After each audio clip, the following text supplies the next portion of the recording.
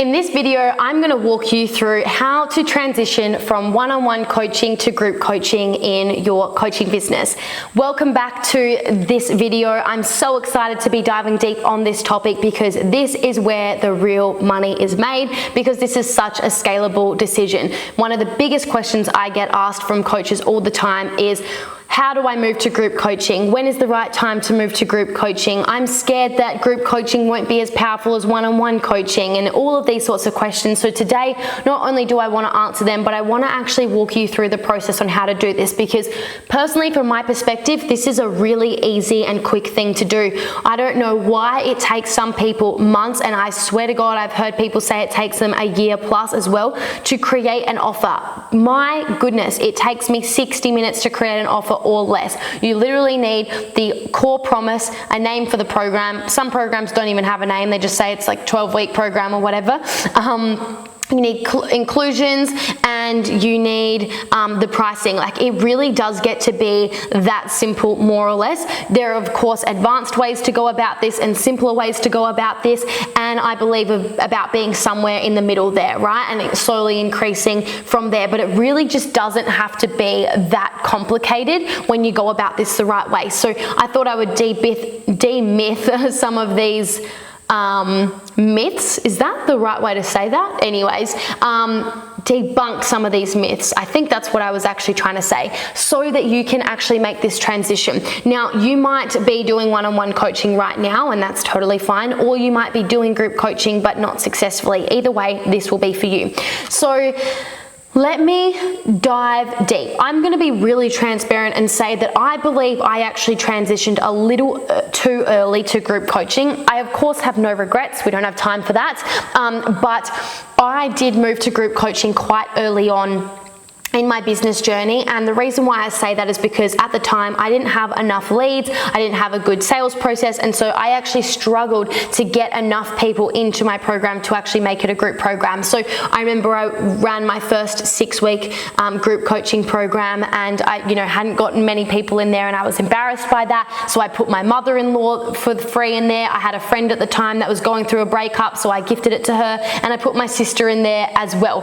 And that was, quite the journey. And upon reflection, my mindset is now that I tell my clients is that who cares if there's only 1 or 2 people in your program? That's even better for them. They get to pay group coaching prices. Not that group coaching has to be cheap, by the way, but they get to pay to get all of this extra support, and they get majority of the attention. Like, it's only a good thing for them. It's not a bad thing. And so you don't even need to worry about that. Like, it just makes it better for your clients, to be honest. So that is that. Right. So I did start a little bit early because I didn't have the sales skills, but equally, and why I don't have any regrets, is because it forced me to actually get good at it. Like, it forced me to get good at sales, understand a launch process, and giving myself more time to actually get people in and all of that sort of thing. So yeah, that was fun. But what I want to speak about is one of the first things when it comes to transitioning to group coaching is actually you shifting your mindset and believing that group coaching is better. So when you're selling one-on-one coaching, you have this belief that one-on-one coaching is the best way, and that's what you're selling and that's what you're marketing. But then when you actually are selling group program, you have to be able to change your mindset to be able to sell people on the fact that group coaching is better. I did this so hard that I actually don't even invest in one-on-one coaching anymore. I might be in masterminds or programs where there is one-on-one support included, but it's actually masterminds and group programs that I'm looking to join. And I find that really fascinating. And that's because I genuinely changed my beliefs so hardcore on that. And I believe it. It is better. And there's so many things that a group program or mastermind has that one-on-one does not. And so you have to start by believing that yourself or selling it is going to be difficult to say the least, okay? So let me dive into the process. So the biggest difference, I suppose, between one-on-one and group coaching is that one-on-one is so flexible. You can cancel or reschedule a call and you're only dealing with one person, so it's a little bit more flexible. You don't need to have all of these systems in place. You don't have to have anything fancy because it's so bespoke and personalized to each individual. When you're doing group coaching, the main difference is you just do need to make firmer decisions and, you know, all of those sorts of things. So you do need to be a little bit more sure on what you're saying and be able to follow through on that. So when I was doing one-on-one coaching, if, you know, my partner wanted to take me out on a date and I just had a call at this awkward time with a one-on-one client, I'm just going to be honest. Sometimes I said like, hey, do you mind if we move this call to tomorrow or something? And, you know, I had such a close relationship with that client that she was really like perfect. I was going to ask the same thing, and it was such a beautiful, easy relationship. You can't do that with group coaching. For example, I actually have a group call in 49 minutes, which is why I might be talking a little bit fast, because no matter what, I have to be on that call in 49 minutes because it's not just one person I'd be letting down if I wasn't, it would be many. And so that's the main difference, is what you say you've got to follow through on for the most part, right? You can be flexible, and especially if you've got awesome clients, you know, you can do that, but that's really, you know, something that's important there. So just wanted to share that first and foremost, is you've just got to have more systems. You know, there needs to be a welcome email and a check-in process and accountability and reminders and, you know, a little bit more structure. You need to decide the call times and dates and actually stick to them and know how to communicate them and accommodate for group spaces and things like that. So that's the main thing. But you also just need a clear and repeatable process, right? So you can't do like 1 week it's a call here and the next it's there and there and there and just changing. Like, you're going to need some structure and repetition, or it's going to be really difficult for a lot of people to keep up with. Whereas one-on-one is just super flexible like that. So you need a clear and repeatable process, not just in the structure of actually building the program, but actually also in what you're teaching, because now you're going to be taking people through an A to B or A to Z process. Like, you're taking them on the full journey. So you do need to have, you know, a curriculum or a process that you teach. You don't have to have course modules and videos, mind you, but you do need to have a process, if that makes sense, which is why I teach my clients a process called creating your signature method. They all have a signature method, and it allows them to stand out online.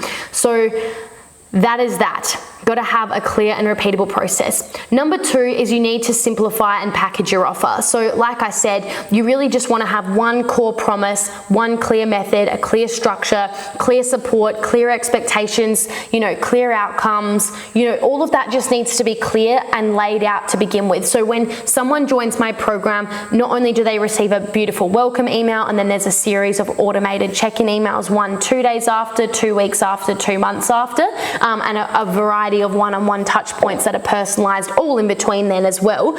But they also receive a handbook. This is a Google Doc that I've created that lays out exactly what all of the inclusions are in the program, where to find them, how to best use them, how to ask for support, the expectations they should have of me versus what I have of them, and all of that sort of stuff. It's all in this one beautiful document, and that is something that you wouldn't necessarily need as per se in a one-on-one program, but that you could and should have in a group program. So it's about actually packaging your offer, because what you say to one is what you need to deliver to another as well. So that's that.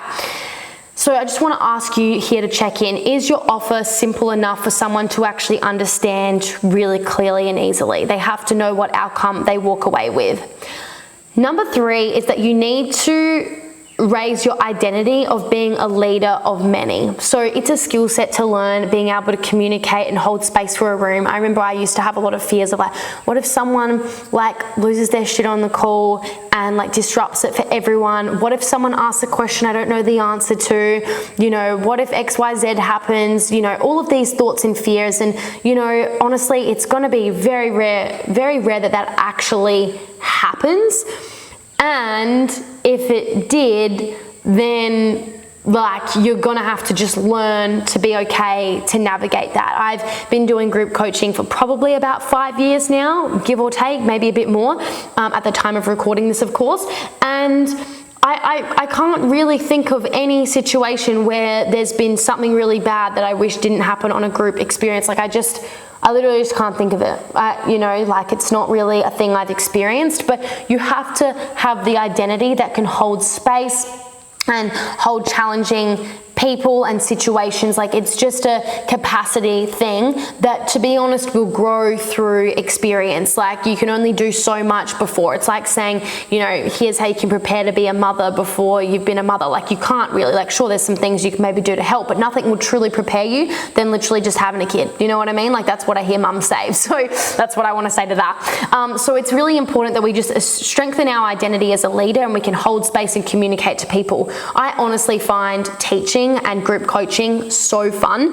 Like I think some people love coaching, back and forth conversations and diving deep. I actually like teaching so much more. Like I hope you can hear my energy and enthusiasm right now. I love teaching. I love explaining things. And this workshop I'm going to do in 45 minutes is me teaching something, and I freaking love that. If I could just do that all day, every day, well, I suppose I do to a degree, then yeah, I'd be one happy person, which is probably why I'm one happy person. So yeah, who do you need to become to hold a room instead of holding space for one person?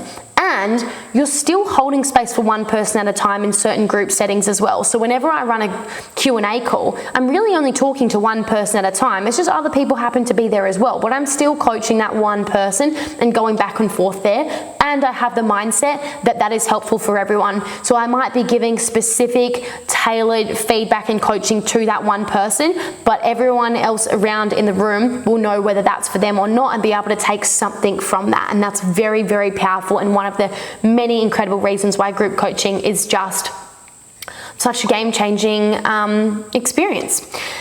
Number 4 is that you need to create a strong support structure. So with group coaching, it's all about bringing the community together. If you don't actively do things that bring the community together, well then it might as well be one-on-one coaching. I've been in programs that have nailed this, and I've been in programs where the community's been crickets, and then there's no incentive to stay. So people might join a program for me to learn and be in my space, but what might make them stay is, yes, hopefully that as well, but also the community. They become a part of the tribe and they don't want to leave the tribe when done correctly. So it's so important you're doing things consistently that create that community element. So we have a community call every single Friday in my program where people can just come on the call, and I always go if I'm free, and we literally just chat. I could be in my pajamas, I could be walking around the house. It's way more casual, but it just allows me to have conversations and connect, you know, for fun with clients. And if I'm not there, they can still do that as well. We also do certain posts every single week in the group that, you know, encourages responses and engagement. I'm constantly filming looms and mini trainings and bonus things, you know, and that just gets them knowing that there's always something to look forward to, which gets them looking in the community. We also have lots of accountability and posts to share their goals, share their wins, check in for the week, and all of these sorts of things. It's in the community. We have a lot of accountability, and that accountability often directs people back into the community. You know, we run challenges and things like that, and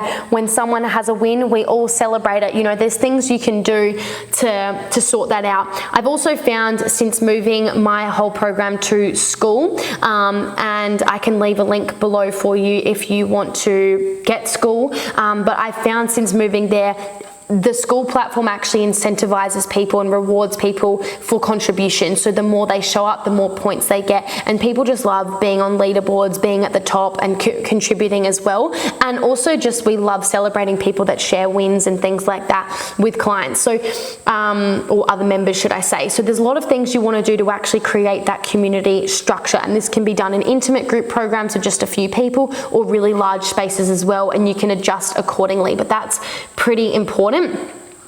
And then number 5 is you really just need to transition your one-on-one clients smoothly. So it's not about necessarily saying overnight, that's it, not doing any more one-on-one coaching, goodbye. It could actually be like slowly fizzling out the current clients you've got by letting them know, well, you can either stay working with them and let that transition out, or you can, what you can do is you can give them a really good offer to move into your group program. So once, for example, this is how I personally did it. I was very naive at the time, but honestly, like, it worked. I had 4 one-on-one clients that I was helping with business coaching specifically, and one day it just dawned on me that I'd had 4 one-on-one sessions roughly back to back, and I'm like, I just said the same fucking thing to all 4 of those people. I could have done that same thing in 1 hour instead of 4, but actually then maybe had another call and given them all of them double the support. And so one day I was like, do you know what? Like, fuck this. I feel like a broken record.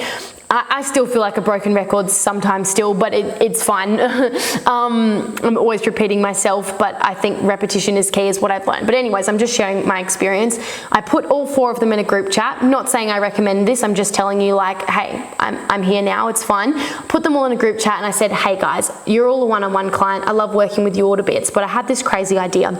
Like, I would rather give you guys double the support for a fraction of the price, and be able to help you grow much faster. Therefore, I'm thinking of instead of it being a 6-week program, which is what they were paying for or something like that, I said, I'd like to support you for 6 months for $2,500, which, by the way, is absolute peanuts. Like, I charge a bit more than that now, but that's what I was charging at the time, $2,500 for 6 months.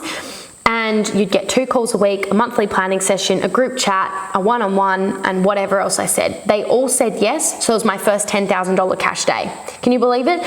And if I didn't do that, I just like that, one-on-one coaching was like over. It's not that I never signed a one-on-one client again. I absolutely did, and I do for the right price and the right person, but I'm very, very, very, very mindful of it because it does cap my time and stops me from impacting more people, and I want to impact a lot of people. So that's just how I did it, and you don't need to do it exactly like that, but that is a way you could do it, or you could just simply, literally write it out with your current clients, invite them into the group program. If they don't want to do that because you weren't able to sell them on it, fine, let it fizzle out or continue working with those people, or you can have a strong boundary and be like, sorry, don't offer this anymore. If you want to keep working with me, it's a group program.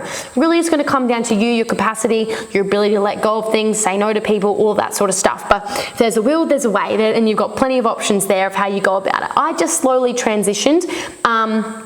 And now I do have a tier of Scale School that does have one-on-one support, but it's group and one-on-one. It's not just one-on-one, and that still allows me to save so much time in many ways. So that's kind of how I've gone about that. So moving from one-on-one coaching isn't just a business decision. It's actually like a scaling decision. It's an identity decision.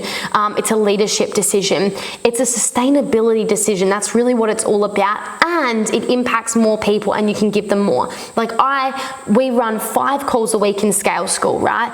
And there's accountability, and there's curriculum, like hundreds of modules, hundreds of templates, so many ChatGPT bots. There's so many things, and there's no freaking way in hell I could ever do that for a one-on-one client. So it really is for the greater good of all, and you can still charge a premium, and it's super cool seeing a sale come through, knowing that my time doesn't necessarily increase, but my impact and my income has. Very, very cool feeling. Whereas I know some people get to a point in their business with one-on-one coaching where they see that sale come through and they're part happy, and then they're part, fuck, I've got a lot of work to do now. That's not really a good position to be in.